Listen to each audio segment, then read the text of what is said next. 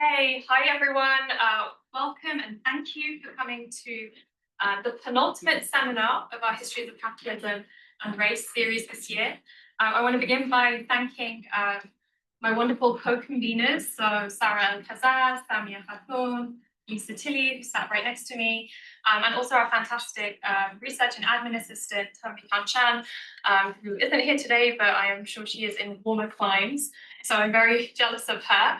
I also want to stress what I think is the relevance of questions of world unmaking and world ending that you so beautifully expand on in this book, in the context of our present, specifically the forms of extreme violence that we're currently witnessing and are complicit in. So, of course, the genocide in Palestine, but also the horrors that are unfolding in Sudan, particularly in El Fasher in Darfur, a state with major gold mines and the site of colonial capitalist circuits of extraction.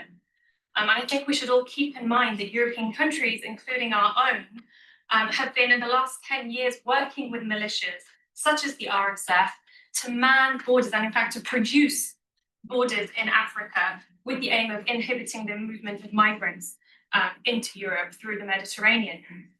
So as with many of the books in the seminar series, this work is extremely urgent. I'd also like to say a couple of things about the format of this seminar. So, after we've heard from our speaker and our discussants, we're going to be opening up the floor to not just questions, but comments, reflections. We very much encourage you all to, bounce off each other, talk to each other. Many of you will have read excerpts from this wonderful book.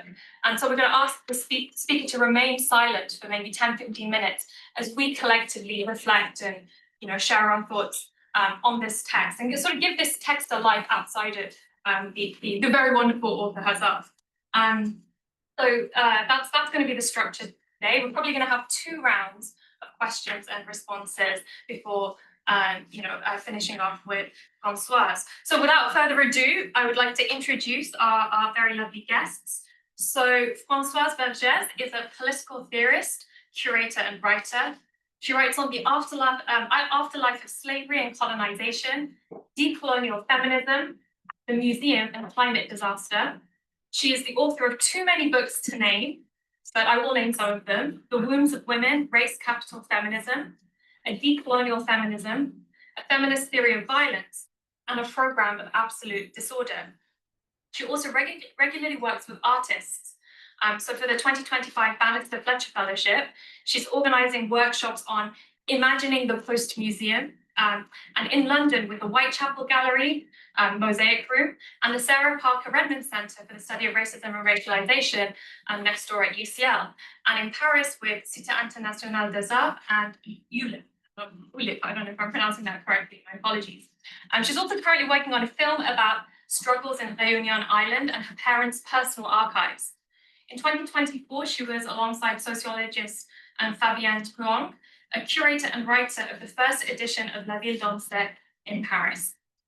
I would also like to introduce one of our respondents, one of our discussants, Helen Malhotra, our very own Helen Malhotra at SOAS, who has a bachelor's in behavioral neuroscience and recently completed her master's in anthropology of global futures and sustainability at SOAS.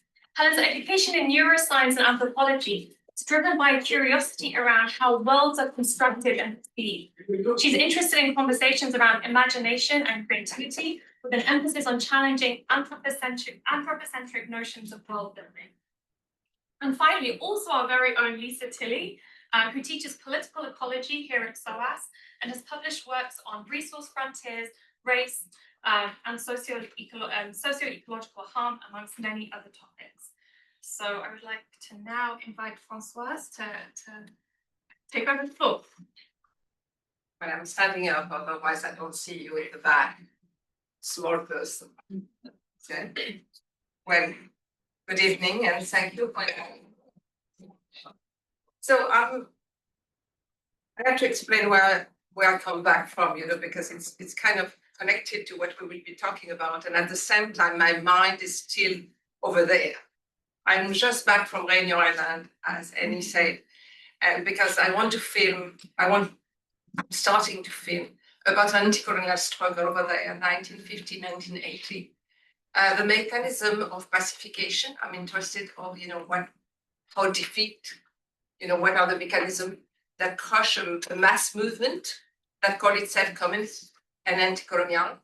And I wanted to know why people, effectively on this small island, from every social classes and background and origin, join a movement that called itself communist in a moment of incredible anti-communism, and also to free the communism in the global south from the history of European communism, which is constantly attached to.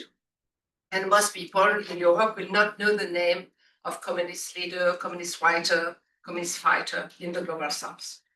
And this part of the world, the southwest of the Indian Ocean, was extremely important at the time in the 60s and 70s, and even more, and even still today, because of course, this was the oil, going through, and you have the Suez Canal, you have the Hormuz Strait, you have this, the Detroit to Asia.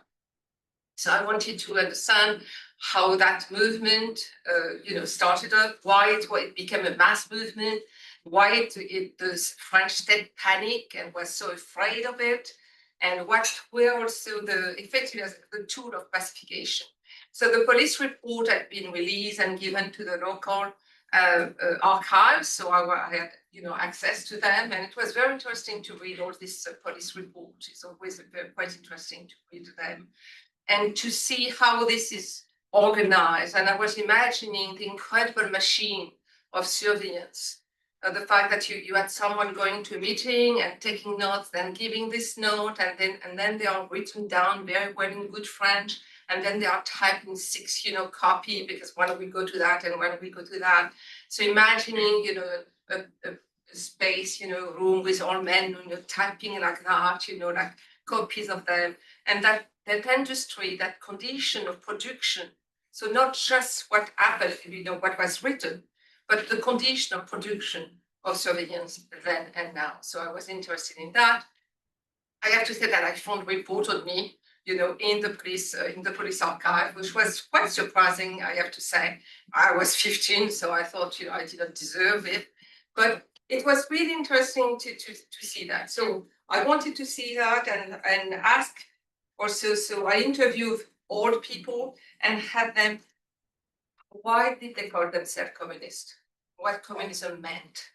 So out of the debate that you find in Europe, what it meant for, a cleaning woman, for a peasant, a poor peasant, for a teacher, for, any kind of person, for a mostly from a African descent, from, white French descent, all these people, why, what it meant. And I was interested by one because an answer that came back quite often, it was joy. It was joy. And so the question of how fighting is a source of joy. And they say it was incredible. So that the memory, rather than being of repression, because some of these people lost their job, went to jail, were fined, were beaten. The memory, the strongest memory was joy. So it made me, reflect on the question of joy and fighting.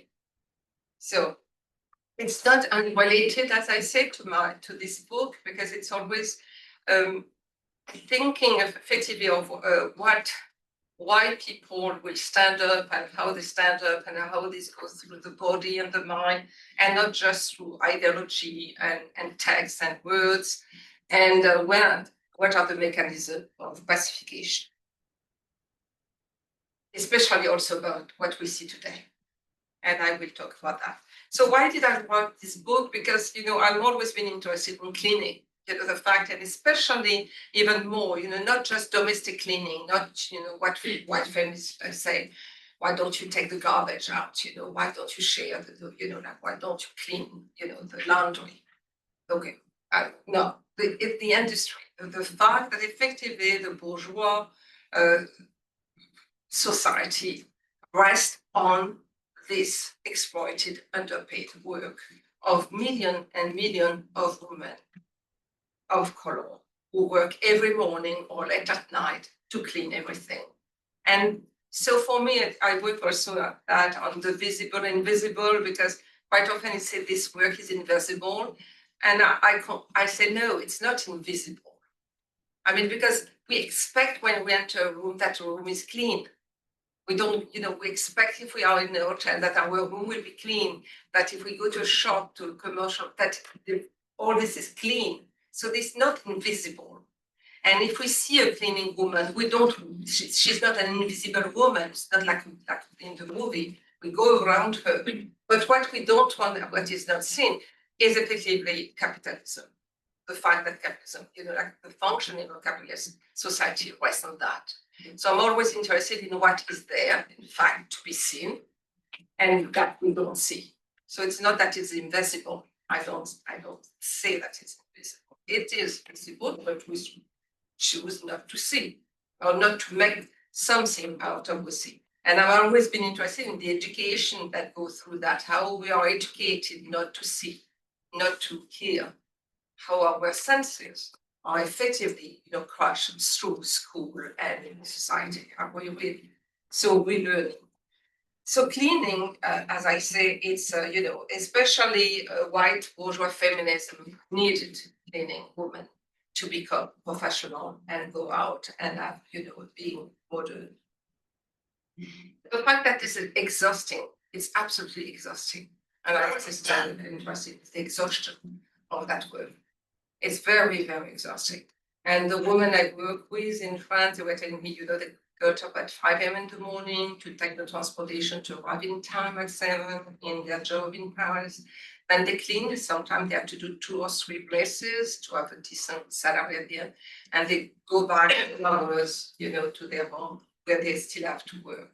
And, some of them, they were even 35, 40. They had already had surgery on their knees, on their, on their arms and everything. So the question of like concrete exhaustion, not just I'm tired, it's really damaging the body and the mind. So this interested me, and it started effectively, the book itself, what I call the denial of basic vital needs.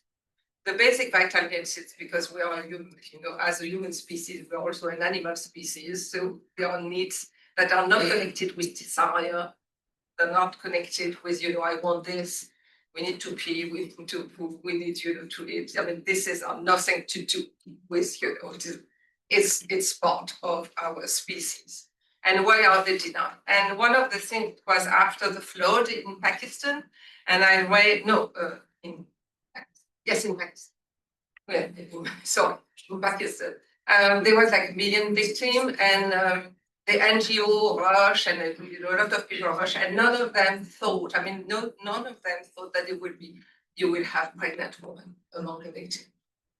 So nothing was ready for them, and there was a lot of stillbirths or, terrible births. And I was wondering, how can you not think that when you're a victim, you wouldn't have pregnant women, and you will have also girls from 12 and then after women until, I don't know, 58 or 60, whatever, that they have their menstruation.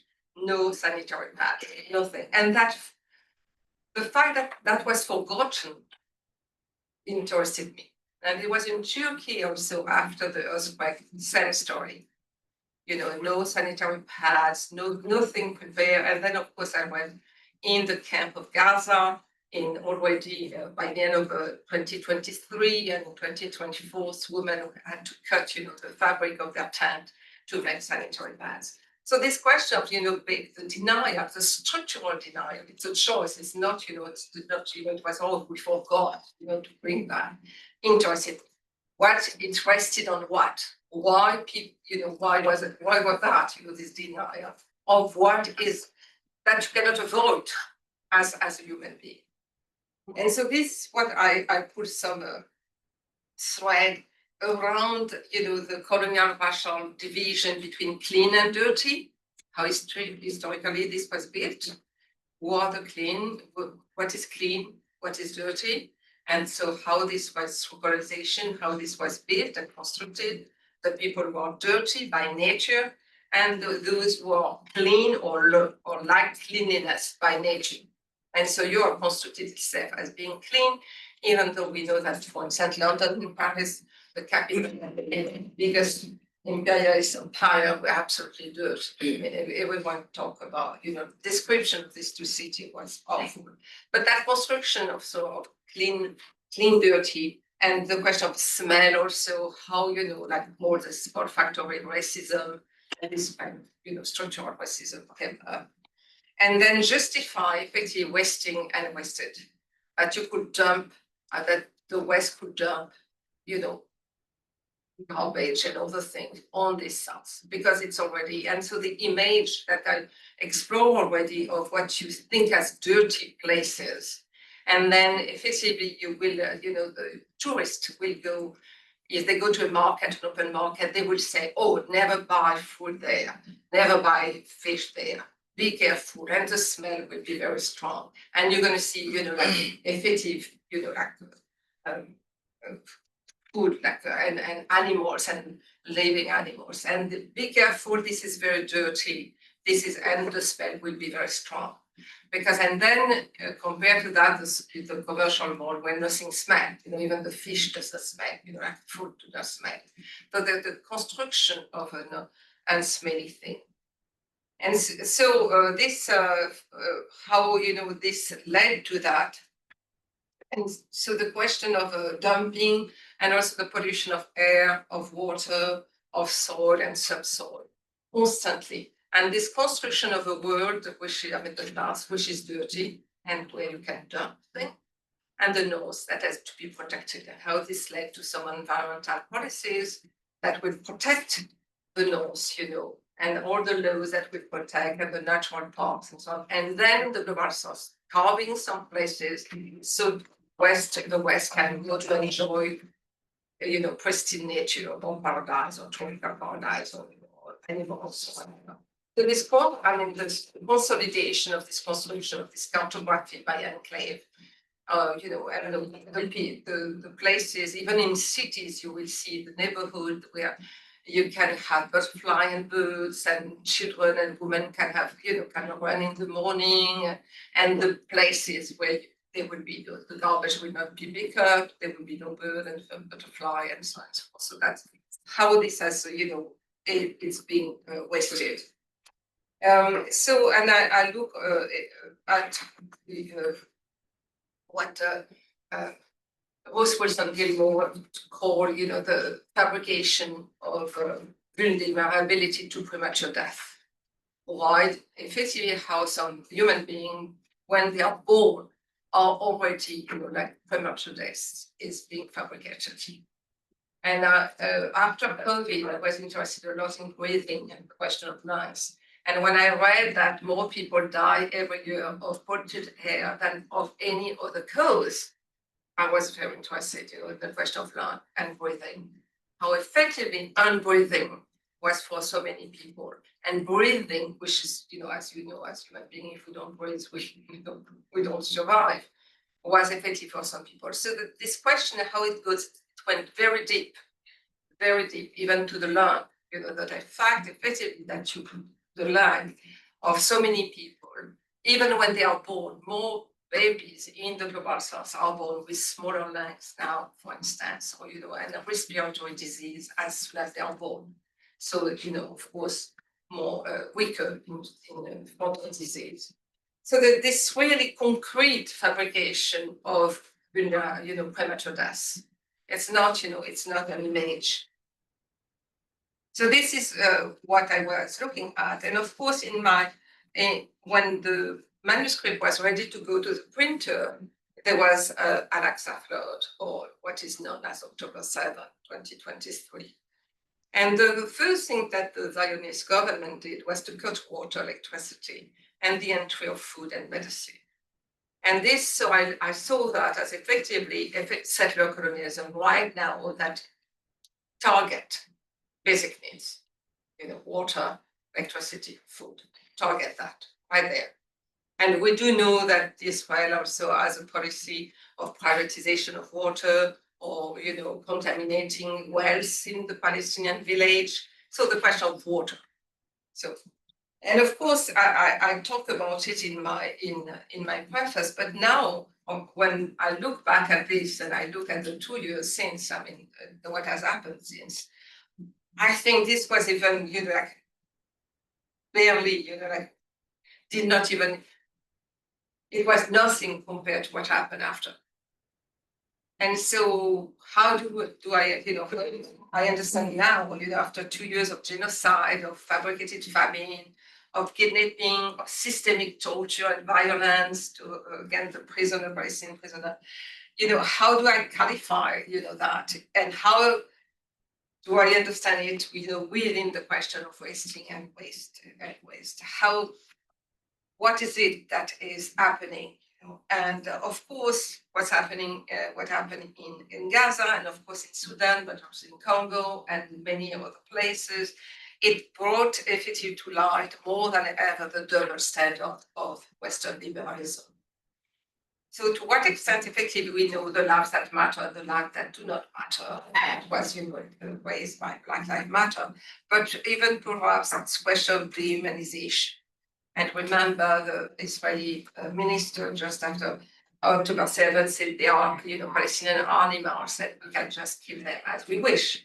And so I look at this question of animals and human because do they really think that the Palestinians are animals? Or because I look at the laws in Israel of protection of animals and all the things for the cats and dogs in the family, Israeli family. And the zoo, they are big zoo, big zoo in Israel. And because, no Ark, so all this legend and myths are connected to that. So I say, do they really think that the Palestinians are animals? Or is it, and effectively also when Palestinian or the prisoners say they treat us like animals, they don't treat us like human. How did I understand this question? We are not treated like human. We are treated less than dog, for instance, they being said, and effectively the Israeli is saying they are like animals. But at the same time, we know that, the Israeli know that they are human. And this is why they do that to them. This is why they do that to them. So how do we find another vocabulary about this question of the human? And of course, I'm thinking of Sylvia Winter, but also indigenous theories about saying that what the West has called human is in fact the white man. And so we are not yet human. We don't yet know what is to be human. We still have to do that because what we call human and humanity has been defined by the colonial racist patriarchal West. So I thought a lot about that, and perhaps, thinking, yes, I mean, this question of the dehumanization. And also connected to it, this is also a critique of white bourgeois feminism. And so how do we extend that? How do we understand, the waste and wasting, how this is being denied by white bourgeois feminism that look for equality of rights and not looking at, what happened, what is happening for centuries. And again, to go back to this question of dehumanization that I touched a little in this book, how we fight? I mean, what are people saying when they call for dignity and satisfaction of a basic need? How, for instance, in Madagascar, I don't know if you have followed, there was a big insurrection of young people for water. They don't have water and electricity. So how do we take this fight out of humanitarian action and bring them back as politics, the fight for water and for air? It's not, because it's really today, until now, it's within the humanitarian action. It should not be, like people should have good water. How do we take it as a political, anti-colonial, anti-capitalist, anti-imperialist struggle? Well, 20 minutes. Okay, so what I wanted to, like repeatedly, how do we politicize the fight for the vital needs? How do we make them political and not humanitarian? How do we make them effectively a fight against capitalism and imperialism today? And so we absolutely disagree when you contest the fact that these are humanitarian questions. Because then we can leave it effectively to the Western understanding of what is to be human. Thank you very much. Thank you.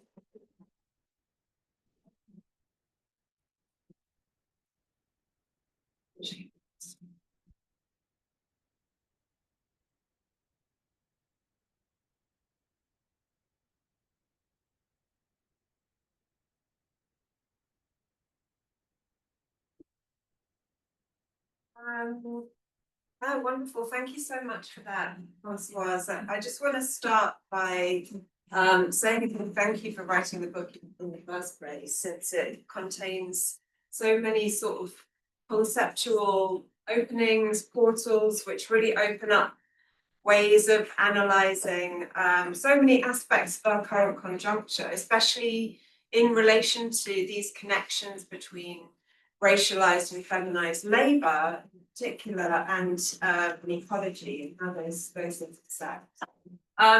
First of all, I love the kind of flipping the script aspect of the book, which is really captured by the opening guide quote that you bring in, which basically says about the wealthy, and I'm sort of paraphrasing here, why do they ask us to come and clean their houses if they think we're so dirty?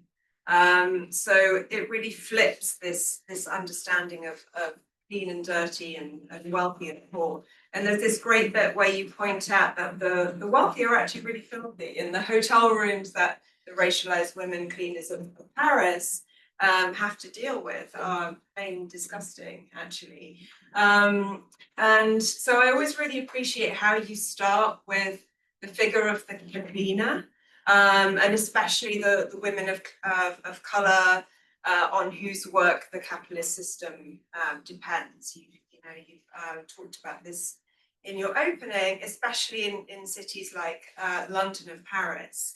And I think this is also a group who are perhaps deliberately unseen, as you say, by Marxist accounts as well, classic Marxist accounts, since racialized women cleaners are not supposed to be the revolutionary subjects of history in Cedric Robinson's terms.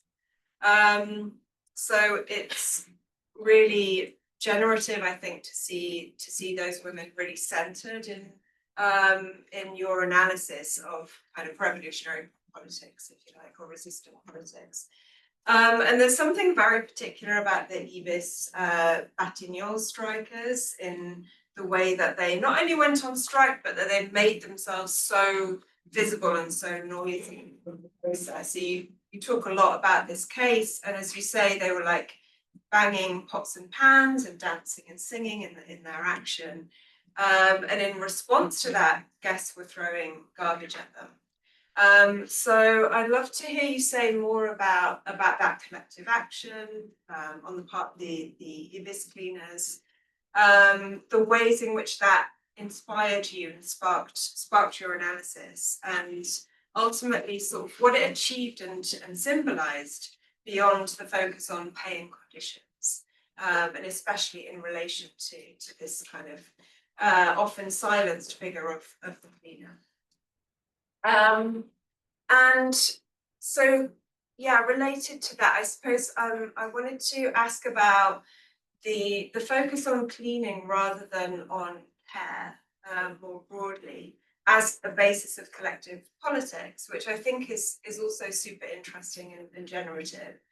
Because there's big debates around care as the basis of feminist politics, surrounding lots of different aspects, whether care should be commodified or decommodified, whether it should cover socio-reproductive labour, subsistence labour.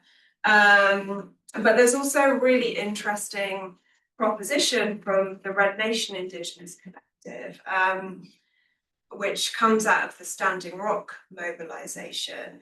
They have this really nice little Red Deal manifesto, this little book that comes out of that moment. And in that, they talk about, they make a case for care to include the much more militant acts of planetary protection. Things like the blocking of hydrocarbon pipelines, as in the Standing Rock action, and many other actions. So they really developed this outline of a caretaking economy, which includes these kinds of militant ecologically protective acts. So expanding a kind of feminist indigenous politics focused on the reproduction of ecological life. So I think your work also speaks really closely to this and resonates with that expansive politics of care. So yeah, I was wondering whether you could reflect a bit on that focus rather than on care, but on cleaning, and what this opens up for us as an alternative, or maybe a complement to that framework. Yeah, I'd love to hear more about the elemental as well, if you have time to talk about this. In the book, it's really beautifully fleshed out as the activity necessary for the making of communal living, with the understanding that communities manage waste and living differently, and that these forms of care are indispensable for good health. So yeah, I'd love to hear you say more about the elemental and how you expand that. On a slightly different track, I actually wanted to ask about the format of the book, because it's really beautifully kind of defying convention by not having, you know, a recognizable sort of introduction, conclusion, and series of chapters as such. So for those who haven't engaged with the book, it's organized into a series of, I think it's about 38 different essays or sections. So it's really lovely to read. So I wondered whether you could say something about what that format frees up for you analytically, and maybe why you chose to dispense with convention on that front. And yeah, also as an add-on, I think what's wonderful about the book is that you draw on examples from across the world. So you go from, you know, the Amazon to Réunion to Paris, global south, global north. So if you could say something about that choice to reach for those really expansive geographies in your analysis would be great.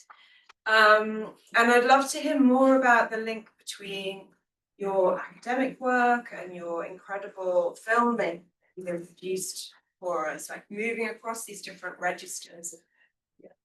And also your activism and your link with movement. So how do these relate to each other and maybe, you know, generate each other?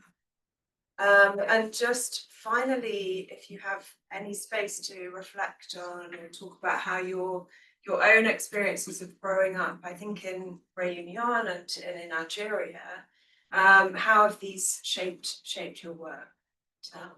Maybe fed into the book. So I'll leave it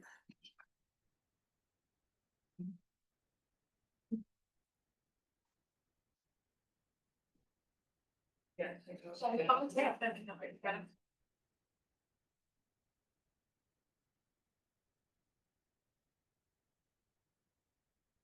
Hey, this is my first time ever doing something like this. Yeah, thank you as well for writing this wonderful, wonderful book that kind of draws this really nice, like understanding of cleaning as, you know, active caretaking, which is done by mostly Black and brown women around the world, and then also the state of cleanliness being sort of a tool for racial capitalism, drawing this divide between the pure white body and the dirty, not white body. Like that. So yeah, I'm really I guess so something I like am very, very interested in is imagination, and I listen to some additional podcasts that you put on as background research, and you talk about imagination being something to be very present with. And my dissertation was initially a response to this idea that nothing happens in the real world unless it first happens in the images in our head. And a sort of, I was really interested in that because sort of the same way that the chicken and the egg, which came first, is so perplexing is because the premise itself is false, that neither one came first. They're just two stages of the same cycle. And so in the same way, when you talk about nothing happens in the real world unless it first happens in the images in our head, you know, where do the images in our head come from? Where is that? What's the sort of like divide between that, you know? And yeah, there's a lot of really interesting things. I think that when we open it to the wider discussion, I'd just love to hear any kind of reflections, especially on this like idea of imagination and kind of what role it plays in, especially in like world building. And you know, also when we turn back to you, if you'd be open to talking about, you know, that idea of it being very present and expansive in the present moment without going too far ahead of ourselves. What else do I want to Yeah, another thing that I thought that, so I did my master's in anthropology of global features and sustainability. There's a few other students from my cohort in the audience. And we actually sat in this class a year ago, taking a course called Global Challenges and Alternative Futures. And we spent the first 9 weeks talking about global challenges, the last week kind of trying to talk about alternative futures, which is a very, very complicated kind of question, especially today, when we think about how entrenched we are in these systems that are intangible and that are often hide a lot of, you know, what the cause is. I mean, they're so complex. There's no linear like line between cause and effect. But in we read a chapter from Against Purity, which is a book quite related in a lot of ways to making the world clean. And then one of my favorite books that I, you know, refer back to a lot. I'll just read. So from this one chapter. We don't just have, okay, if knowledge was the problem, that just giving people more and better information would correct their knowledge problem, but we don't just have a knowledge problem, we have a habit of being problem. The problem of whiteness is a problem of what we expect our ways of being, bodiness, and how we understand ourselves as placed in time. Whiteness is a problem of being shaped to think that other people are the problem. And so, yeah, so lots of sort of related themes between these two books. So yeah, I just thought that was interesting. But yeah, another thing I think I've been thinking a lot about, especially since picking up this book a few years ago, Against Purity, this sort of like division between clean, undirty, pure, unpure, and sort of the state of getting towards a sort of different state, a purer state, like the act of going towards something. We talked about this in my class with Samia last year as well, this like idea of a march towards progress and kind of there being some sort of end state or some destination, some state that is pure good. And, you know, all of the, you know, then issues that brings up, this sort of like idealized state.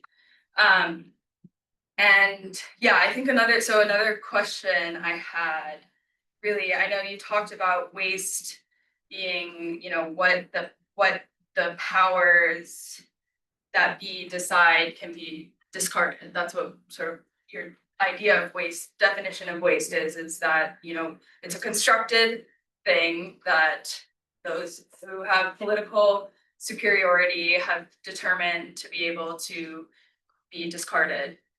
Both, you know, plastic water bottles and people as well. And like this idea of trying to push against these binaries, there, you know, and then the idea of waste itself, being, you know, also in a way part and parcel of that same binary of something that's not pure.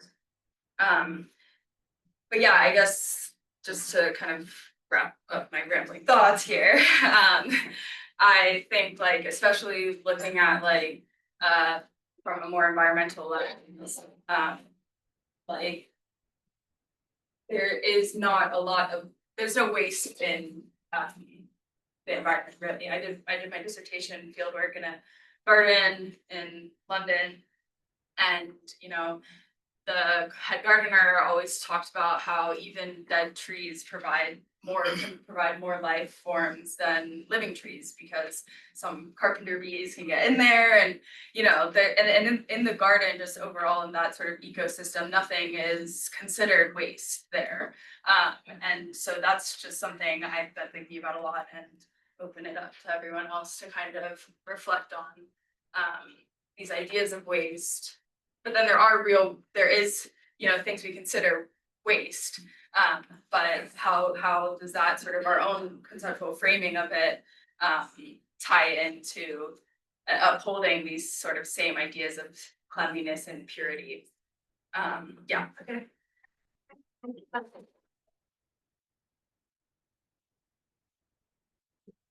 Françoise, it's great if you could respond to some of these rich questions. If I might be ambitious to do all. So, thank you for remarkable questions. So,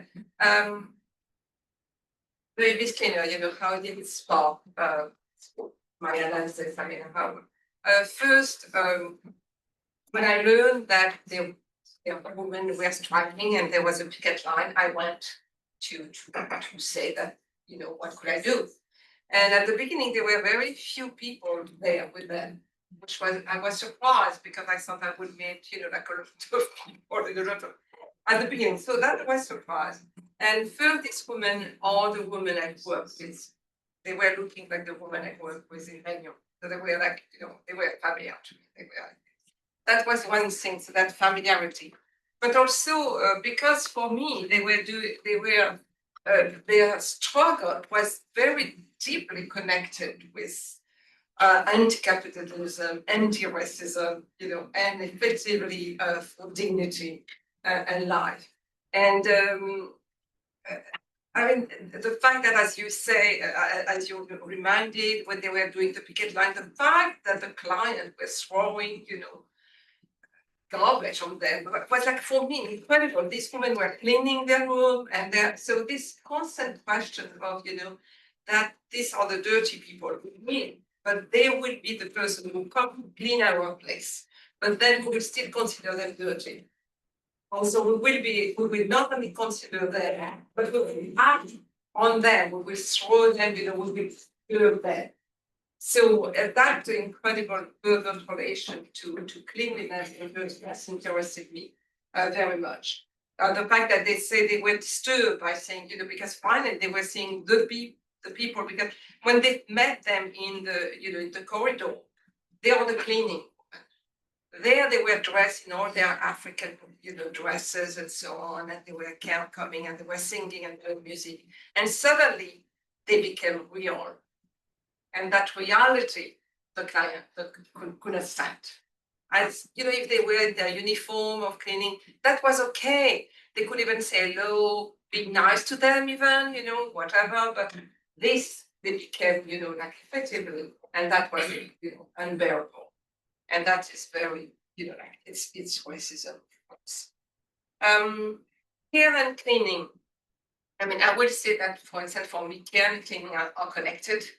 You don't care about some, you know, for instance, if you care about a baby, you know, you clean that baby on an elderly person or a sick person. I mean, there is a connection between caring and cleaning. Not cleansing, not the capitalist way, but the fact of, you know, effectively washing that person, you know, I mean, all this care that go all through cleaning. and you will clean the place to receive people. You will do the house will be nice when you receive people. We put flowers. I mean, all this for me, the caring and cleaning are also connected, and I will not separate them that so strongly, because I even an example, of course, caring for the planet and so on, but it means at the same time not cleaning, not cleansing, but effectively all these practices that indigenous people or non-indigenous people have toward the environment, to effectively to work with it, to live with the environment. The element on okay, I don't really answer. Okay, I have many answers. I don't want to take the whole evening. Okay, first, I often think that we academics, theorists, and everything, we always forget that once we were babies. We talk about the world as everyone is 30-year old, in full capacity, and so the world will be like that, and this is that. And I'm like, but what's like will be like that things we have to be taken care of. And so it's so for me the question of the 11th time is not just that, it's not that once we were babies, and also once we will be very old and we will have to be taken care of. But it's effectively what is outside of this constant idealization and abstraction of the world, what is absolutely elemental and that we have to take care of, that the absolute small thing of everyday life, that effectively capitalism make it's not interesting. It always to be, more dimension had to it, like it has to be glamorous. No, it has to be just elemental, and to think perhaps.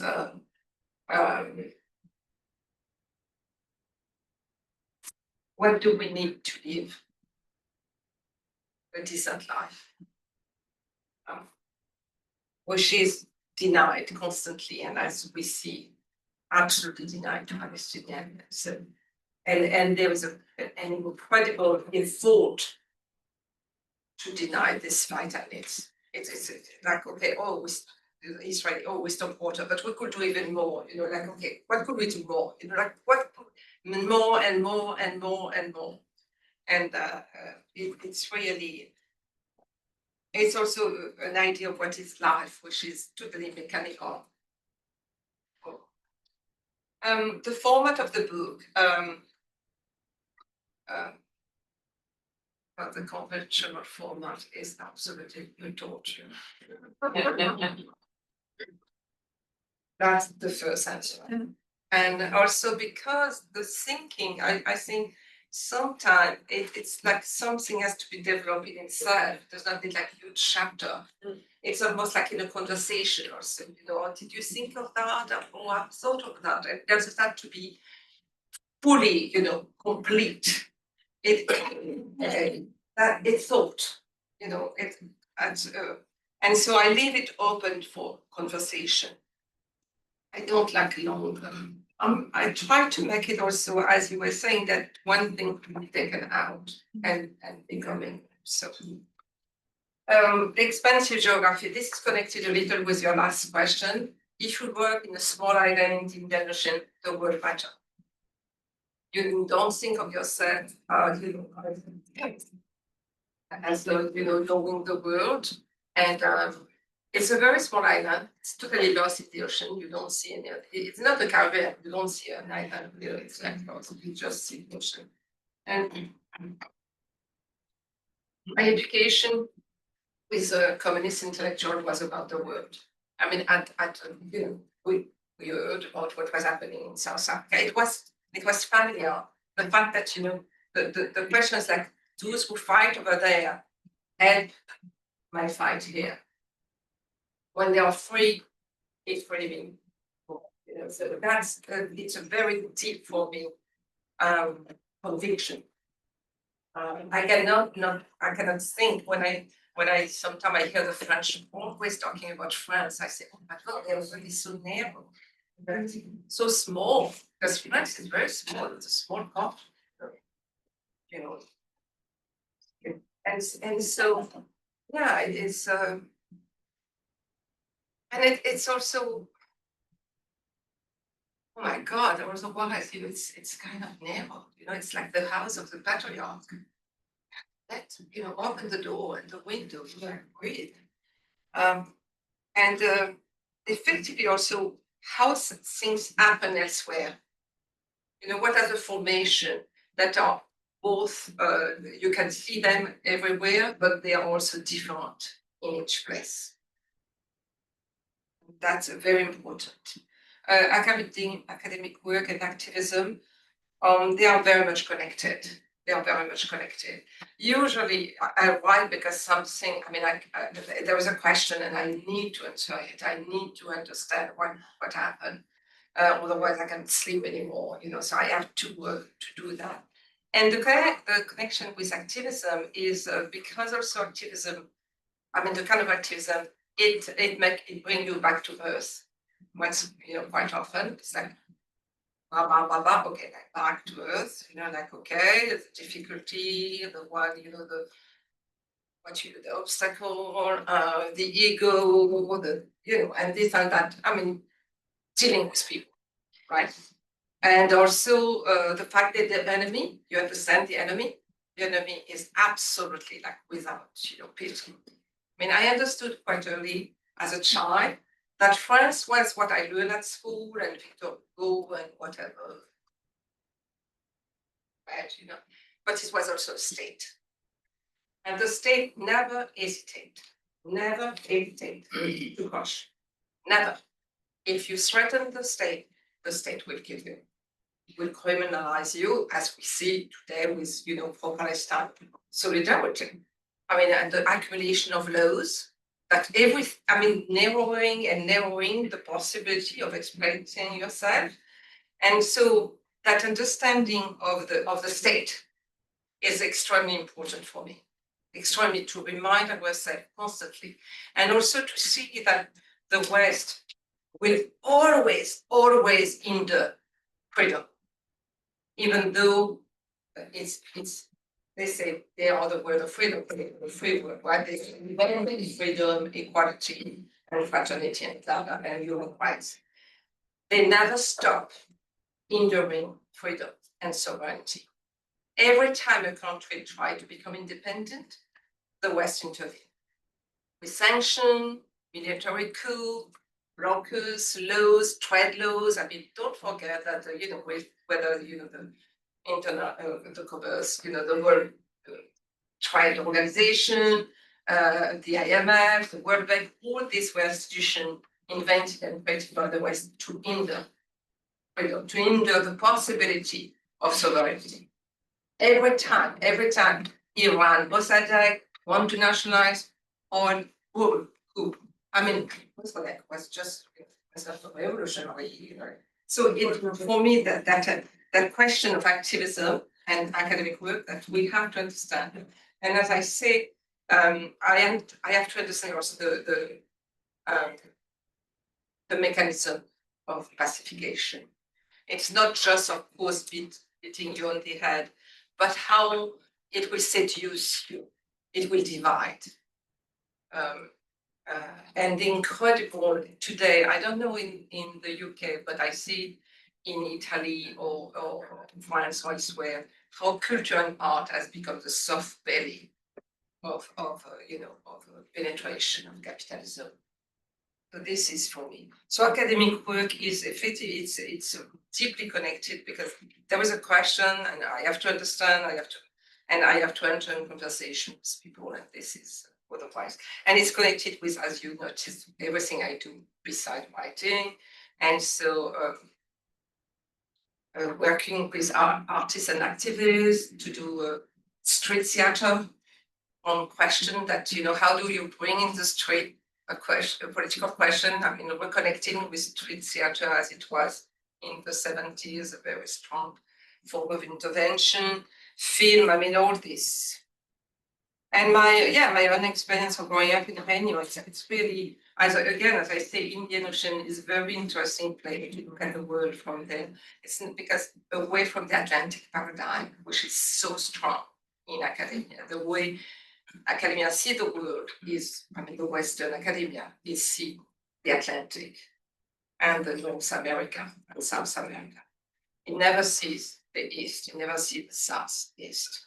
And people will be absolutely unable to tell you the name of people in Mozambique or India or even Thailand, or the fighters there. And so this is very, for me, it's absolutely interesting also to look it from the South, even to look Palestine from the South, and not just from Europe. How do I understand when I look at Palestine from there, and I see how it's connected with militarization, incredible militarization.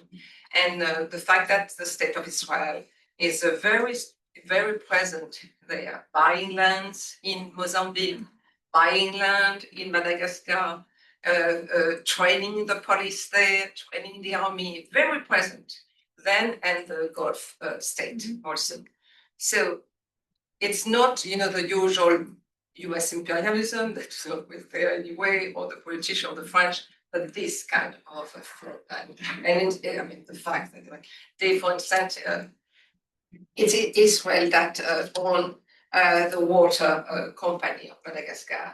So it's like, so all this, the penetration of this state, entering on this question of basic needs, interesting. Okay, imagination being present. Yes, I do think, the question of imagination, because in capitalism is both offering you a lot of tools for imagination, games and, and all, the movie, and at the same time, hindering totally imagination. Imagination is also time. You need time to finally, also start to dream, or having the time, that temporality of imagining. That is usually very narrowed by capitalism, by the fact that you have to rush. And also to be able to say, and if, have the freedom to say, and if we were doing that and not being stoppable by rational thing, no, but that's ridiculous. We cannot do that. But if we cannot imagine, yeah, perhaps, yeah. And then go into it and say, okay, this would work, not, and you go further and further. We cannot imagine another world. So being present in the moment, this is also the question of temporality, because I work with Indian Ocean, and I know it exists elsewhere, but in Madagascar, the past is before you, because you know it, you know what has happened, and the future is beyond.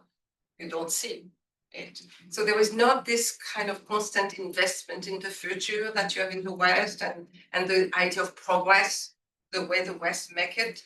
What matters is what is being done now, or how you live with other people, how you respect people, how you live in a communal life kind of as well.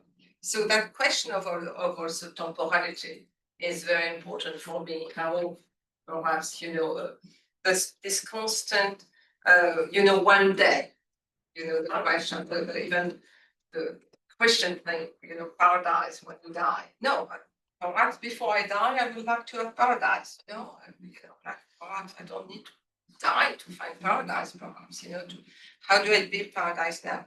It's a question of temporality also, I would say, and how to change the question of temporality. And perhaps what you say, I feel what is constructed as waste, and also what will be wasted, what can be wasted, what we can think can be wasted, that is discarded. Because with capitalism, there's both accumulation of goods and accumulation of wasting, and so the world is kind of breathing. So what will be a garden scale? If I answer, but I think perhaps now. Yeah, that was fantastic. Thank you so much, Françoise. And now it's the turn of all of you to ask your questions, share your comments, your reflections. As I said, we're going to sort of ask Françoise not to answer immediately, so we can hopefully generate some kind of conversations amongst ourselves. So I can see a hand is back right there. Hi, firstly, merci beaucoup, Professor Vergès. I just want to say thank you so much for bringing visibility to these extremely important workers who are often just simply ignored. And your work's very timely, not just because of the climate, which is quite hostile to migrants and migrant workers, but also personally, I'm actually embarking on a PhD studying this very subject, outsourced cleaners. So it's very timely. And so my question is kind of twofold. What comes first for you? Is it the racialization of the workers as cleaners? Or is it the work itself? And then my second question is, how central a theme was age in your analysis? I mean, you've basically touched on race and class. I just want to know whether age was a feature, because certainly it's a feature emerging in my research. I mean, many of these cleaners are women in their retirement age, and they can't afford to stop working. So if you could answer those two questions, I'd be most grateful. Thank you. Okay, so yeah. Hi, Professor Vergès, thank you. I'll stand up. My question is about islands. I'm families from Puerto Rico, and I think kind of reflect a lot about how islands are kind of constructed into remoteness and maybe themselves considered wastable things that maybe won't be seen. So I wanted to see if you had any reflections on islanders as maybe considered remote, wastable people, and reflections about world building from the perspective of islands. The last thing. Islanders maybe as like islands as being seen as remote and wastable. I think particularly for like military aims, I think a lot about concrete and bases. In Puerto Rico, for example, we're still considered a territory, and like often also thinking about enclaves, like there's certain areas that are made to be pristine for the sake of a certain interest, and then a lot of other spaces that are made wastable. So I was curious if you had reflections on world building from the perspective of islanders who are holistically considered wastable. And then the other thing is, I come from a long line of maids, and I studied visual material museum anthropology, so I think a lot about materials that are used by the state and the effect they have on people's bodies. And like I think a lot about like wrappers, for example, or like just things that are thrown away, bottles, glass, whatever, and how like I think about my aunties and maybe like some of their hands, you can see that they've, there's glass and paper, or they're stained or whatever, and like how wastable materials maybe have a closer tactile relationship with these people. So I was just curious if you had reflections on that as well. Thank you. Yeah. Thank you. Thank you so much. This is so rich, and my head is buzzing. First, I wanted to say, an appreciation on this idea of talking about cleaning rather than care. I sometimes feel we use care as a way to sanitize what effectively is like performative and material forms of labor that have been carrying stigma for a long time for many communities. So I do wonder sometimes is what we pose as care is a way to sort of detach the debate from this form of materiality. So I just, took the comment. I think the framing around the cleaner is so powerful.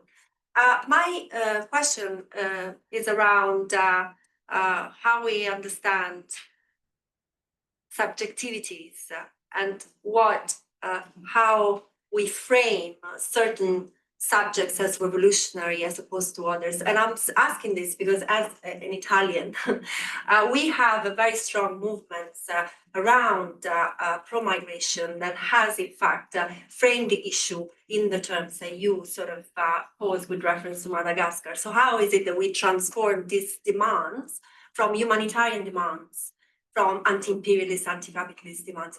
But our experience politically is that a lot was lost in the process. And there was a lot of projections that were unfair to the very people that were struggling for humanitarian demands on the basis of this being humanitarian demands. There's nothing wrong being a victim. A victim is a very powerful actor in history. And I think there has to be a recuperation of this idea, because what the movements around migration in Italy ended up in doing is dumping on a lot of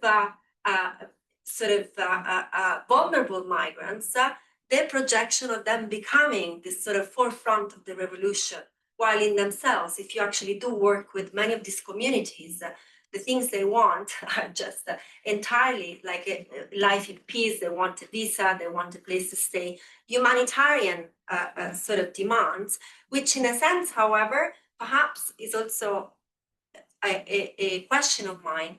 We should reframe within what is the politics of revolution that accepts the fact that redistributive demands in the present moment have an element of revolution in and of themselves, like flattening instead demands is also something that it's troublesome at times. And so what distinguish humanitarian demands from anti-capitalist demands perhaps is a political space that is for activists as opposed to certain communities to do. Otherwise, they really have left to do the cleaning, the political cleaning, no, in a sense, as well, to do labor for us, the labor of imagination for us.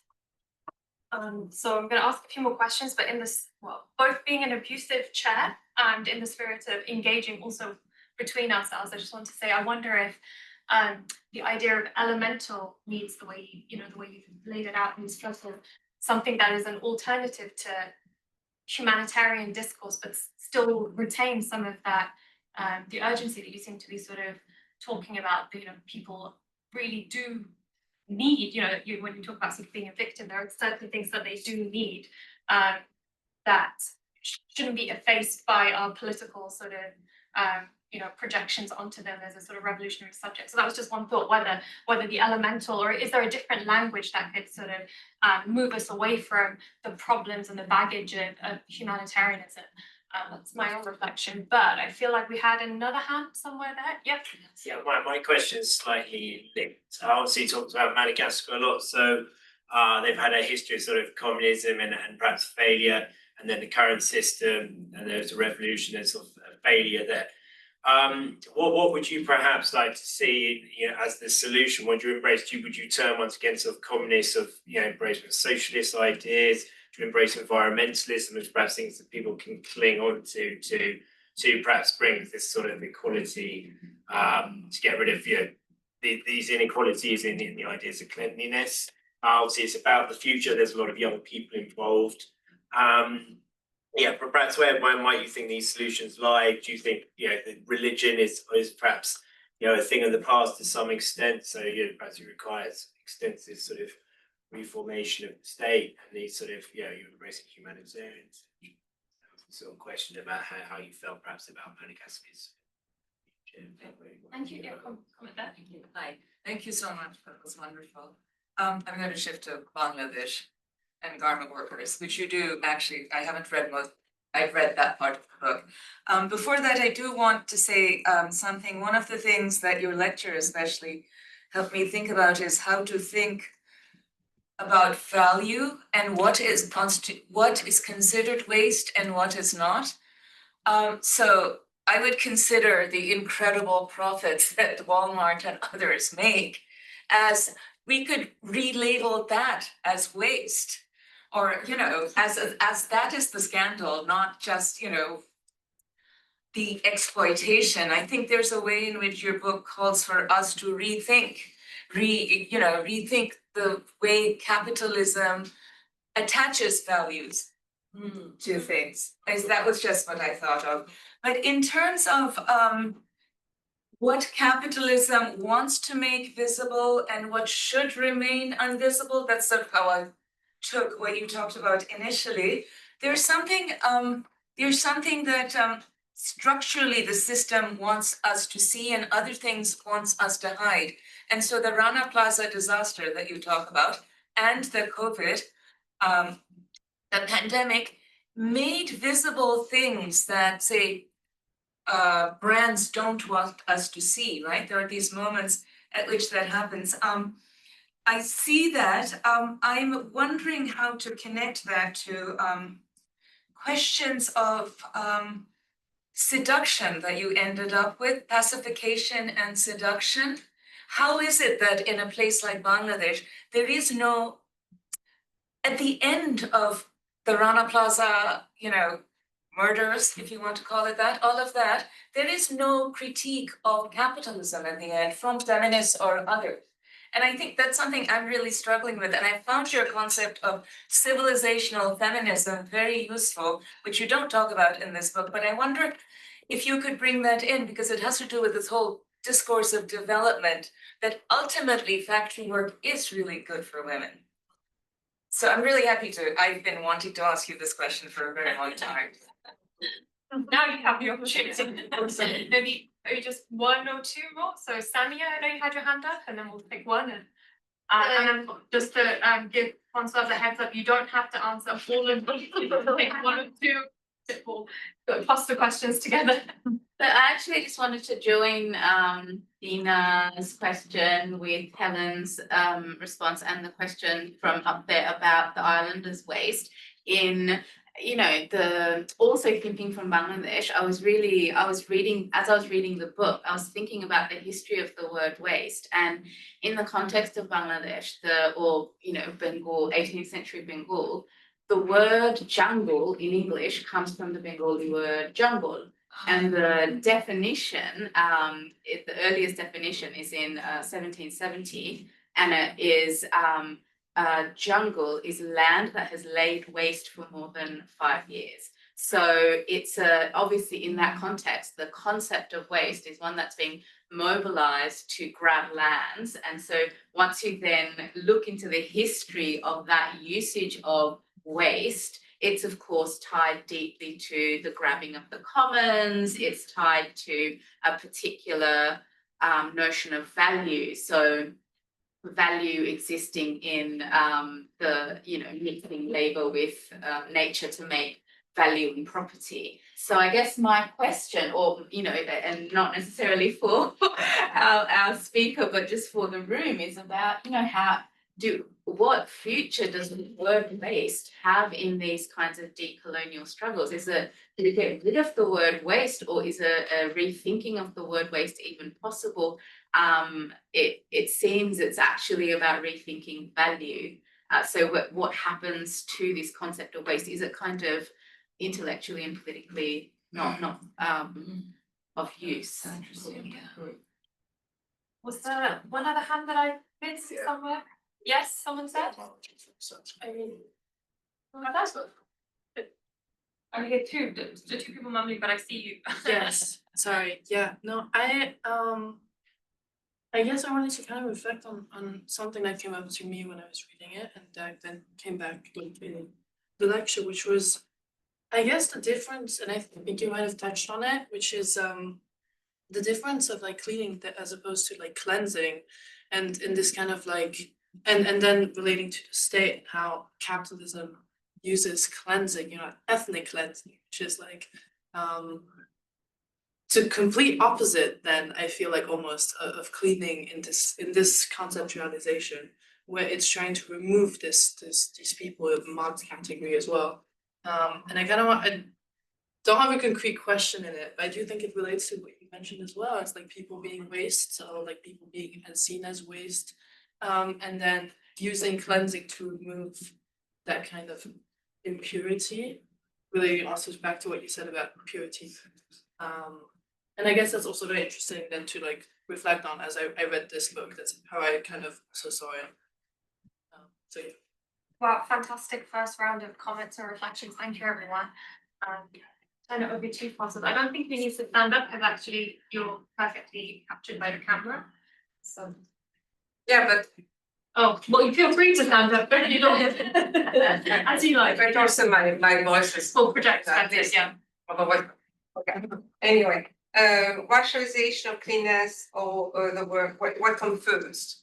I would say rationalization of the word and of work, and of what is clean, and rationalization of the what is clean, what is dirty, and the association that has been made during colonization, and also was made in Europe before colonization with the Jews or the Gypsies, and that construction of what is pure and clean, not in the meritocratic way, but effectively connected with cleansing. But the work is also rationalized. So I will not say perhaps one thing comes first, because there are work that are rationalized. There are work that will be done by this, by rationalized people, right away. What happened? I cannot remember in which country I was, but I saw white people doing work in the street, and I could not believe it. You know, it's like, oh my God, white people are doing that. You know, like they don't have migrant, because it's like so much this work. I mean, you do see effectively marginalized people. So there is, and it comes from slavery. It's come from, you know, it comes really slavery introduced an incredible strong rationalization of work. Very, very strongly to this day. To this day, there are jobs that if you belong to the white world, you will not do this job.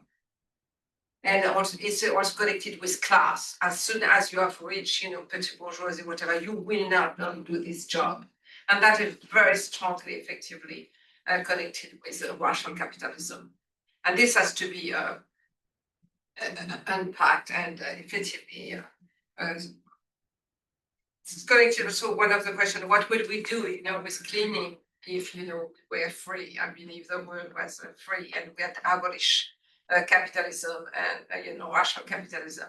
I think we will still have to clean in terms of caring, you know, but then it will not be effectively this kind of cleaning.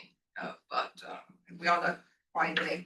Age, of course, is very important, and it's absolutely important. As I said, you know, talking with even, you know, women who were 50 and had like 3-4 surgery. They were telling me they could not take their children in their arms because they had no strength. They had to take a lot of of pills every day to hold on. And so this wasting of their body, the fact that effectively they will not have a nice, you know, retirement years. They will be, you know, and that for me was very embodiment of capitalism. But, you know, I had thought for me from the question, you know, during slavery, the question of exhausting the body as fast as possible in the plantation was already there. So it's really, really ingrained in capitalism. I mean, colonization was wasting, you know, like you open a mine there is no more anything in the mine, you move on and you leave that totally, you know, wasted. The land, the environment, you don't even, and you go and you move on. You have, you know, like annihilate people, you move on, that colonization. And to this day, that when you look at mine today, they would, you know, and then, oh, no longer things, okay, let's move on, you know, let's do that.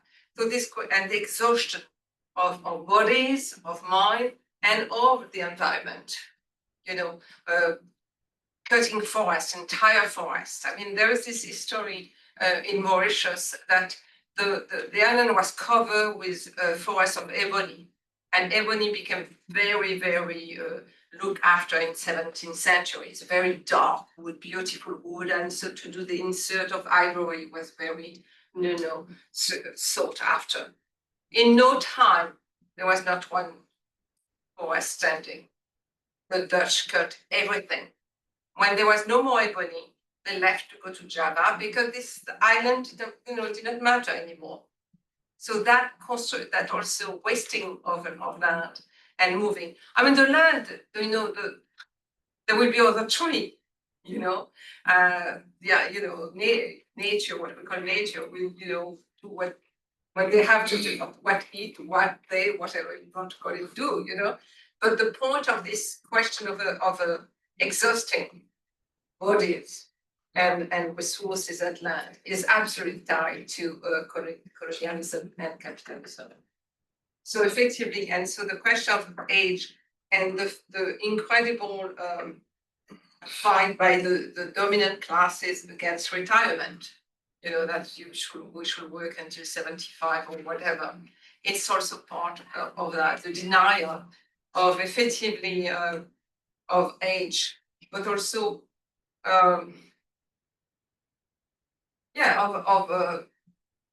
of stopping that, like having years of that, but also making you so exhausted that you will not enjoy these years of retirement.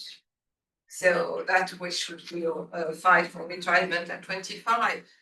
So we have time to enjoy, the years. The island, yes, Westable, absolutely, yes. And also now there is a rush to transform them into military base more and more. Again, Indian Ocean, India is buying some island with Mauritius or some to have military bases. So it's either there were also places to send the political prisoner. So that's also there was another thing of island.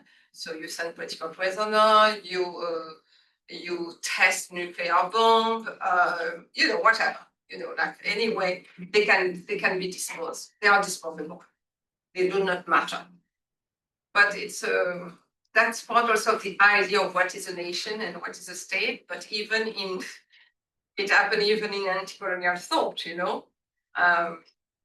Even the movement of national liberation, thought to have like a very important land. I mean, Ireland does not matter in the thinking, except in literature and cinema and things like that. But as places of theory, and places of what do they say and what what do they say to the world and what do people who live there say, is not really so much important. And they are thought as small, which mean I'm sorry, I cannot remember his name, but there is a leader, an anti-colonial leader in the Pacific Islands, say, what is small?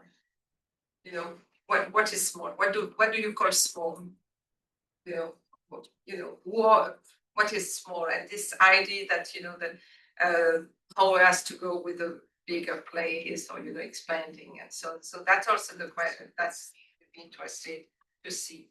And so the world making for Islander is the fact that for Islander quite often is a finite space. They pay much more attention because they always like, you cannot, where do you go if you have wasted everything,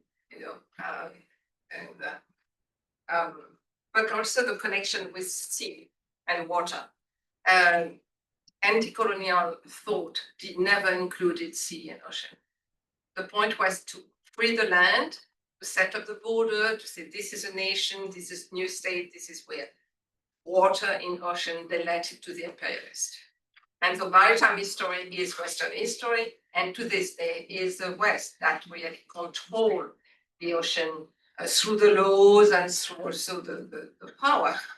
And so there is tension with China and so on, but nonetheless, we have also to integrate sea, water, all the body of water, river, lake, sea, ocean,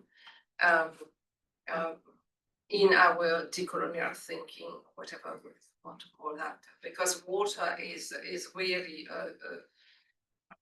a field of incredible struggle by imperialists. I mean, privatization is going very, very, very fast, very, very fast. And also, and I'm not taking also just water that we drink, but the ocean and the seas are very important to bring in.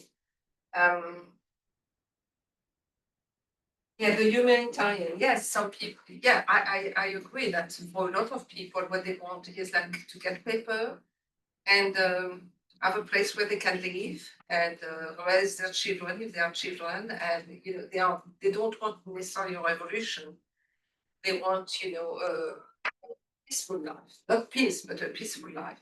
But then and also as you were saying, victim can be agency. It's not just passive, through that. But what I was talking about is that there is a way of looking at the world, I mean, basic need, only through the humanitarian lens that politicize, that make them without politics. I mean, and even that can be criminalized. So there is something that we have to pay attention. It's a political gesture. In the north of France, there was some criminalization if you were giving water to a migrant. And, because, and so what is a total basic human gesture to someone, you want a glass of water, became a crime. Because effectively you were accused of, smuggling or helping the smuggler. So this is, for me, this is one it's in fact also political. But so so perhaps it's not humanitarian, but how human need, and I don't care that I don't want a migrant to become the next revolutionary figure. I mean, I'm not asking anyone to do that, but their demand are political. Not them necessarily as person, but what they are doing, the struggle they do is a political struggle. So this is. And so humanitarian demand are anti-racist demand quite often because it's really it's so they are also political because they are anti-racist. I want to ask you about the solution, right? Yes, I did. I thought it was just if you sort of get impressed a little bit of obviously away from capitalism, solutions perhaps back to a little bit of communism or socialism or race environmentalism. I just think maybe if you throw some thoughts from your direct experience in the future. Well, the only solution I would say, I mean, I don't know if it's a solution, but it's like to fight every day. Yeah. And to think every day. And right now, to make rigorous analysis of what, who are the enemy. I mean, there's a really incredible global counter-revolution right now. Incredible. Because the dominant class panic in front of, Black Lives Matter, indigenous struggle, feminist struggle in Mexico and Argentina. I mean, there was a panic, the Black Yellow Jacket in France, the movement, the pro-Palestine movement, they are panicking. Absolutely. So the counter-revolution is very strong. It's not that it's taking, the figure of Modi in India, of Bill in Argentina, Trump with the state, Macron in France. They are not exactly the same. But there is an incredible counter-revolution of what Wolfgang Gilmore also called the anti-state state. The state itself became, its own, adversary, doing what the state and doing what the state, which is also a total, institution of repression, but nonetheless, through the struggle of people, had to accept some laws, social laws, the possibility of having union, of protesting, and so on. And now the state is running back. So I would say the question is really, but also finding right now, because of this incredible fascistic movement, creating places of refuge and sanctuaries where you can gather and together, and so fighting against the powerlessness and also having fun sometime, so because otherwise it's like so boring and so depressing that you have to be also sometimes some like fun and so these places are very precious. This is I would say not a solution but the creation of spaces and to think, to organize, to fight back, and also how we're going to protect ourselves from more repression that is coming. And that I don't think in Europe we are really ready, because there was nonetheless, even if the state was always a state, the illusion of peace. The illusion of peace. And when Russia entered Ukraine, I heard, that everyone was saying, "Oh, decade of peace have been broken." I was like, "Peace? What are you talking about?" Their evidence was that has stopped since 45, into China, Algeria, Cameroon, Kenya, wherever, So that idea of peace being, broken, it's absolutely an illusion. And born out of the world order that the US put in place after 45. So I will say not solution, but understanding what is called the double standard, understanding the illusion of liberal democracy today. That nonetheless has been there. The fact that Western people think that they have been in peace is not totally it's not totally false. There was some peace. they did not, had bomb, but the bomb were outside. They externalized the bombing and the coup and the repression. They kill people in Iran, everywhere, Iraq, everywhere they fought. So I would say not a solution, but a practice of thinking, getting together, and There's obviously climate oppression. So if the future effects of climate oppression as well, yeah, that perhaps people aren't even aware of on the ground.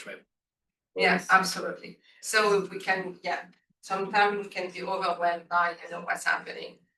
And what's on the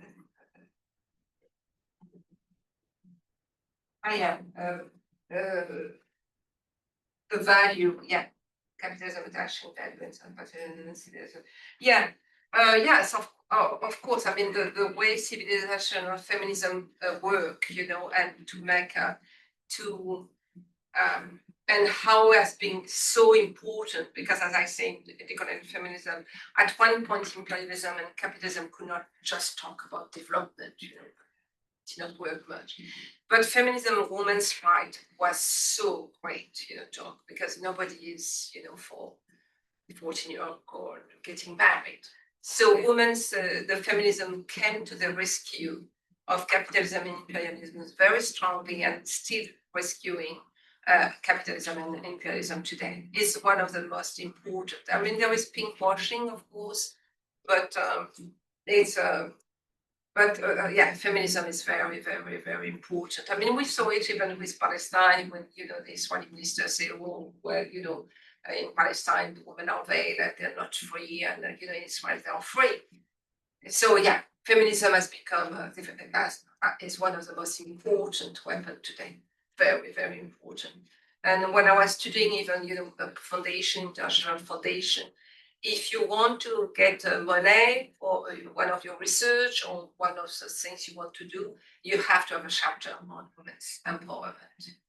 Even if you don't do it afterwards, but if you don't say, women's empowerment, girls empowerment, blah blah blah blah, you're not gonna get it. It's part of the vocabulary now of the civilizing mission of imperialism. Correct. It's very strong.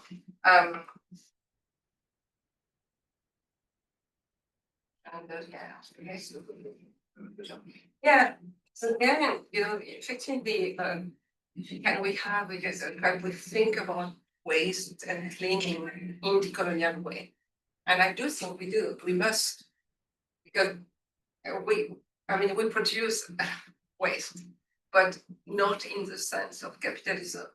And so there will be a way of thinking it that is not the kind of work that is being done, and the kind also of value that is being attached to being, to dirt, to clean, dirty, as many. It's going to be a lot of work. It's going to be a lot of work, but we have to do it. And cleaning, as I say, cleaning is a very dangerous word, because it goes with cleansing and cleaning in the sense of hygienic cleaning, no germs, and all these programs that we know about. So, but we know that all the words and notion have been perverted by capitalism, but this is why also we have to reappropriate some of the words, we have to think for this word for us. Sometimes I hear, we have to invent a new vocabulary. Well, me, I can't. I have no imagination for new words, So I need, I'm doing with the words that I have, and so that's, for me, it's not the point so much to invent a new vocabulary, or it's more how to not to save this word, because capitalism is much more dynamic than it was even 15 years ago. It goes much faster in commodifying words today, or practices, much faster. Much faster. It took them a while to have, Malcolm X on a t-shirt. Now, it will be. It's no time. No time. So we have to confront that commodification, and we have to confront the you know, i.e. and everything, and effectively it looked like you know, like, well, as Orange Man said. But we, again, I mean, sorry, I'm bumping, but again, the fact that whether it was in Tanzania, in Morocco, or in Madagascar, or Nepal, or elsewhere, that you have people with no weapons that were able to bring down government, show you the strength of the desire to be free, and dignity. This word, I mean, men, people will go in the street and fight with no weapons in their hand, and they will confront armies and police, and so there is something very strong there, and this is why they are panic, the power are panicking. Like they are always being, they're always backing over through. Okay, so we have a little bit of time for any final questions, comments, reflections. Anybody who didn't get to speak in the first round, please put your hands up now.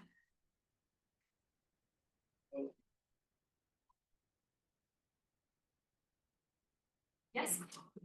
Just one of the things, it's really more your comment to what I'm going to say. One of the things that was very interesting about the Mamdani campaign in America was how he centered the workers that we normally are invisibilized, and how he really brought them to the fore. I mean, the campaign, I don't think would be an exaggeration to say would not have been successful without them. He came to check the abuelas, you know, these taxi drivers, the cleaners, you know, all, and I just wanted to know what your response was to that, how we can build a political movement out of these workers. And just to kind of just respond to your point, the Rana Plaza tragedy, it had such a profound effect on me that I remembered it 24th of April 2013. I really, because it had but I think it's such a relevant question. How can you, when you hear the story of a young woman having an arm trapped,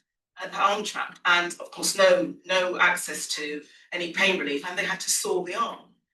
And when you hear stories like that, you know, bodies being literally, you know, riven, you know, riddled with pain, arthritis. I mean, my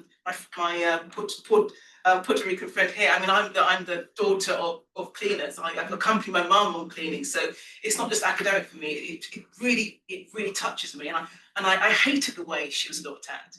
I really hated it, but you know, she endured all of that because it was always the belief that, well, I'm doing this so that you can have a better life. But we're living under this neoliberalism environment where actually we no longer have that certainty that actually the next generation will be better than us. So these are more comments, but I just wanted to put that in there. But yeah, I mean, how can you hear all this and then the world somehow seems to just stay the same? You know? Yeah. Did you want to respond? Or? Should I, or should I? No, I mean, I just know you were. Yeah, of course. Yeah, just very quickly to that, what is the most fascinating thing about that and depressing thing about how Rana Plaza gets mobilized by those very same corporations, right? To say, look, we've reformed, we're doing building safety, all of that, but the structure, say the supply chains that are really at the heart of it don't really change and not meant to change. You know, it becomes another PR thing. I'm not saying they should not be moved, but it is precisely the young women in places like New York, my students who get to see, you know, these photographs and get very, you know, start doing boycotts and things, which don't necessarily help people, but they're, you know, capitalism has a way of using emotions, right? Mobilizing emotions. So can I just quickly respond? Because you've in many ways, the stance really helped to develop my thinking, because I think one of the ways that you invisibilize is also by the outsourcing, by extending the labour market change. So the real culprits can say, oh, well, you literally, you know, you can pretend that you don't know what's happening. So that's, I think, why they get away with it. Right, and the real culprits are, to get back to binaries, in the global discourse, the culprits are Bangladeshi factory owners, so you can pathologize the global south and you don't have to worry about the brands. Yeah. I don't think we should. Sorry. It's this conversation. Somebody in the No, back but there. effectively, I mean, there is something about the boycott, which is you feel good about yourself, You feel right? good about And yourself. in the meantime, all these women in Bangladesh are losing their job for that. And even they were exploited with this, they could send their kids to school or bring food on the table. So the point is to understand how capitalism have absolutely, tied everything together. And so for instance, even right now for Palestine, you will have South Africa, which did the thing, to the International Criminal Court. At the same time, is still doing some trade with the state of Israel, etc. But rather than saying, "Oh, that's bad, South Africa bad," and so on, we have to understand how neoliberalism effectively has tied everyone, and effectively in Bangladesh for this woman will mean to have even like to die or to not to eat, and around Rana Plaza it meant that these people who were selling food were also getting some money for them because there is all economic world that is being built, and that in the name of a moral standing in the West, you're going to destroy without doing anything else, right? So you feel pure, I'm like, oh my God, I don't buy a t-shirt from Bangladesh. But you have not resolved the question of capitalism and exploitation. And if it's not Bangladesh, anyway, it's going to move to Cambodia. Exactly. And if it's not Cambodia, it will move to Indonesia, etc., etc. I mean, things have already, Mauritius was one of the first places to do that, and then the women started to ask for, better pay. It moved right away. So this dynamism of capitalism, the way that it tied the entire world. This is what we have to break. This is what we have to break down. I do agree with Sorry, you. I'm very sorry. There was a person at the back who's had their hand up for a while. No, not at all. No. Yeah. Outside of this. Was your question going to be related to this? Helen, you were talking about Bangladesh. I just wanted to say, I mean, I agree with you. Obviously, you've got to watch out for capitalism, but perhaps you've also got to watch out for things like communism and various unfair traditional kind of power structures within countries. I mean, Bangladesh, I think traditionally has a lot of revolutions. It's not all about capitalism there necessarily. I mean, they need to sort out their sort of their government, perhaps the ruling parties, families having too much power. There's that kind of corruption there that's not just about capitalism, but stems from their sort of history of perhaps, some of it might be the British Empire's fault, probably is some of it, but, not to be blind to those. I mean, you only have to go across to Cambodia to see a place, driven by, the spread of ideological, monstrosities or whatever. So, Yeah, I mean, I agree with you, but at the end of the day, there is an asymmetry. And if the family, is no longer useful, they're going to be, taken down. They will be taken down. I mean, there is nonetheless the power. I mean, all these people are absolutely complicit, and they steal from their own people, and the woman buy like 50 Vuitton bag, and we don't know why. We agree with that. But at the end, if they're no longer useful to the Western power, they will be, out, and another puppet will be put there. That's capitalism is not something outside. It's not like something outside there also. Of course. So Sorry. just the person at the back who's had their hand up for a while, and I didn't see you earlier, so my apologies. Lisa pointed it out. Yeah. My question was just about breathing, because you briefly touched about breathing and like process of like breathing and how it can be seen as. Sorry, could you stand up maybe? Yeah, please. Sorry, the hard of hearing. And like process of thinking about breathing, like how we can think about it more biologically. And then you did bring up the point of thinking about it politically and ecologically. And I was just thinking about how breathing if it's viewed more politically and ecologically, how it could reframe certain structures like environmental racism or like state violence, and how that could be approached. So I understand, I'm going to repeat your question, if that's all right, and you tell me if I've understood it correctly. So you said that so far we've talked about breathing biologically, or rather Françoise has talked about breathing biologically, but if we think about it politically and ecologically, then how does this, am I misunderstanding? We think about breathing more biologically, but then she's framed it more Right. as, yeah. Okay, so we think about breathing very biologically, but what your work has done is show us that it is both political and ecological. And given that, how does that allow us to rethink questions of state Violence and environmental racism. state violence and environmental racism? Thank you. And do you want to, oh, sorry, the two people in front, I one have a of comment on Rana Plaza, so maybe for after, okay, yeah. the idea who's corrupt. Okay. So back to like the racialization and like age question. My family's from Eastern Europe, and so a lot of my aunties work in like Germany and Italy, working for and caring for like the aging populations there.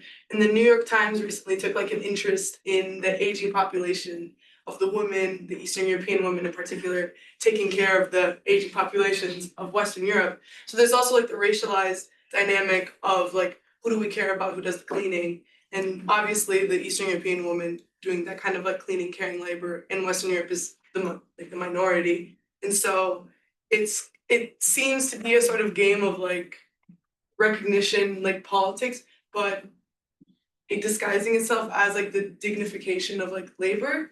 So I was just like wondering what your thoughts would be on like how can dignification of like cleaning laborers or like care workers move beyond the sort of like recognition politics, or is there, yeah. There was one person who hasn't spoken at the back, and then Ali, and then I think we'll hand it back to Françoise to wrap up for us. We only have 7 minutes left.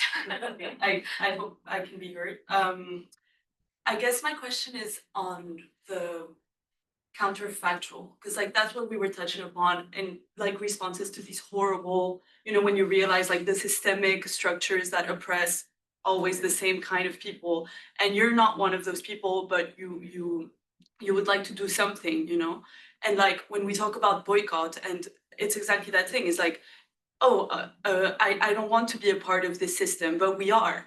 And I don't really have a question, or I have the worst question ever, which is like, how do you abstract yourself from life in this capitalist system that is constantly pulling you back in?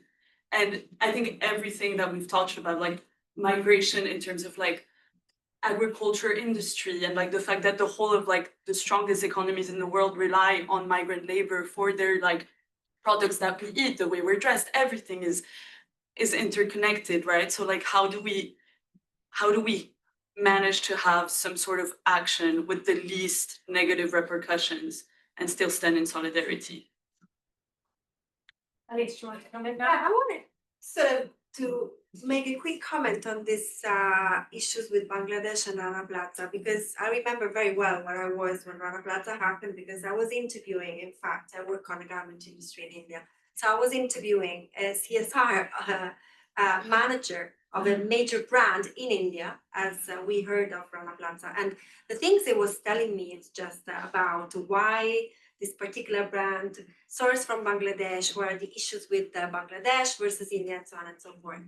And so it was very interesting when, in the aftermath of what happened in Rana Plaza, you had all brands specifically asked to report if they were present with their orders in the building.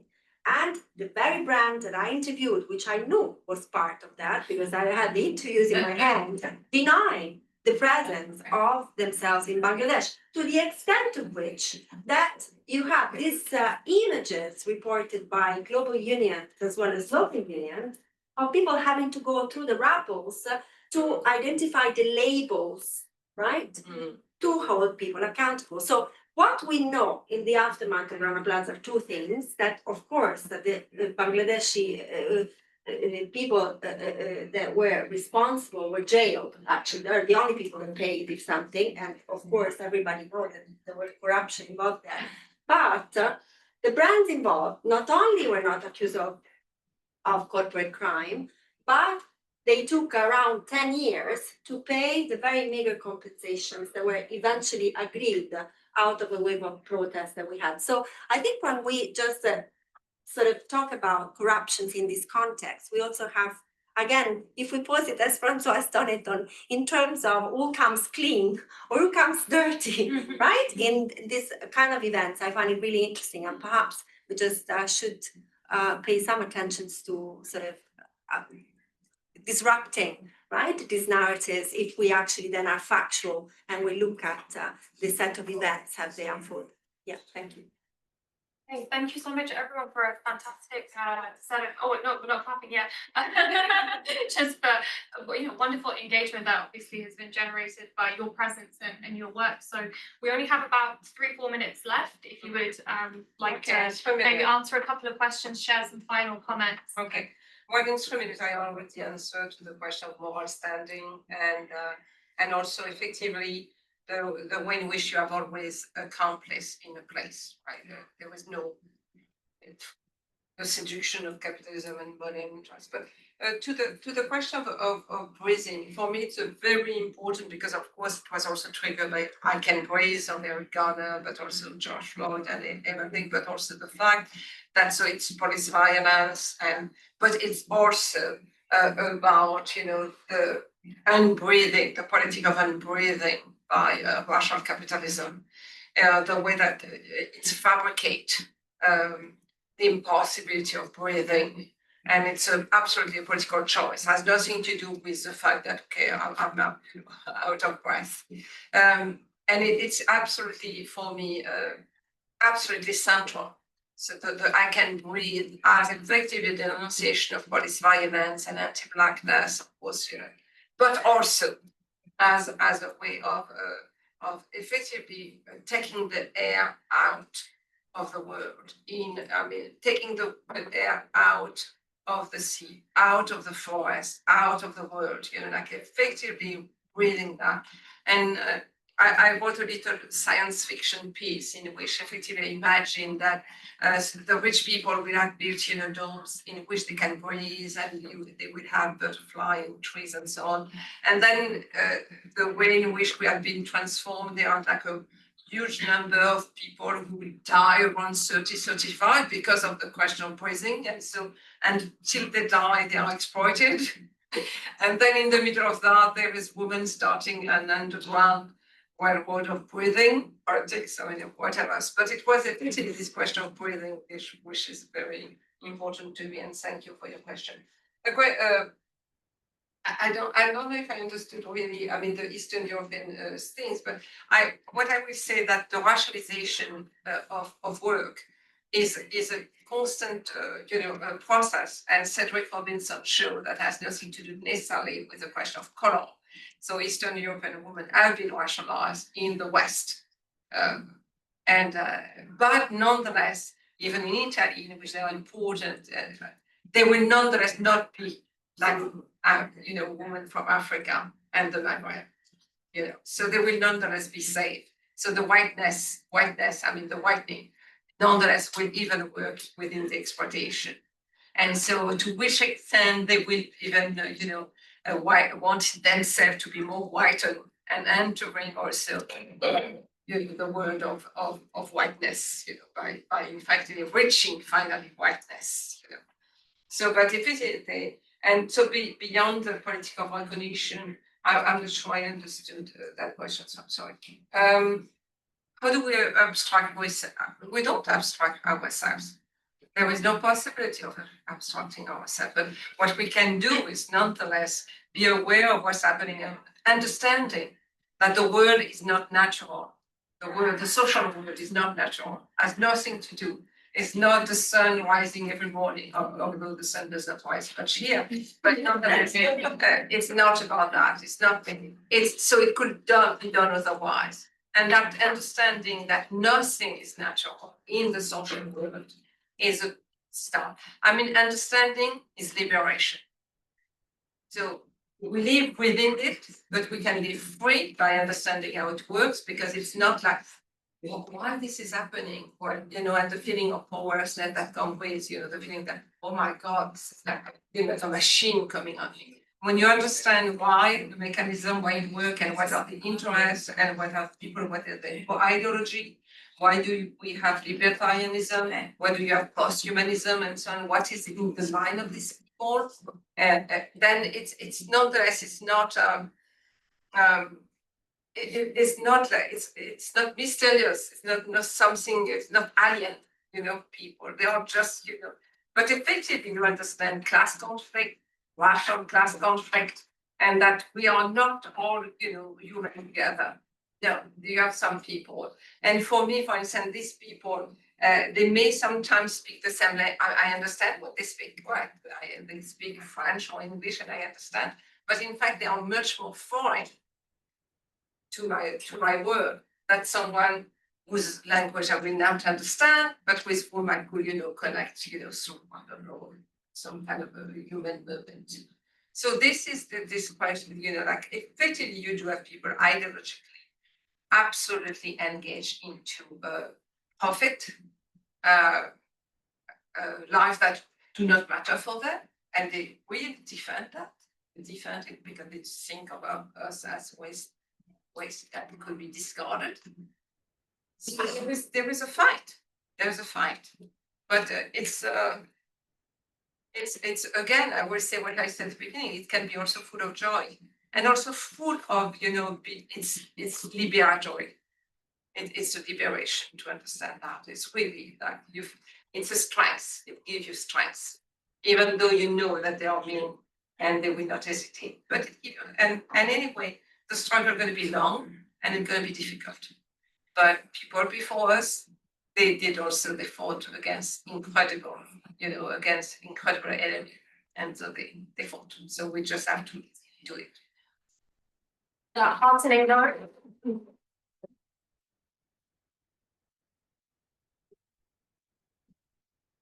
So before everyone disperses, we just want to remind you that the very final one in the series is on the 3rd of December, in 4th of December, in 2 weeks' time. Also, if you enjoyed this seminar series, if you enjoyed tonight's discussion, we are starting an MA Race and Empire at SOAS, where these are the kinds of discussions that we will be going into in great depth. It's starting next year. Please get the word out. We need more people in this community of ours that we've got going. So hope to see many of you in the fortnight.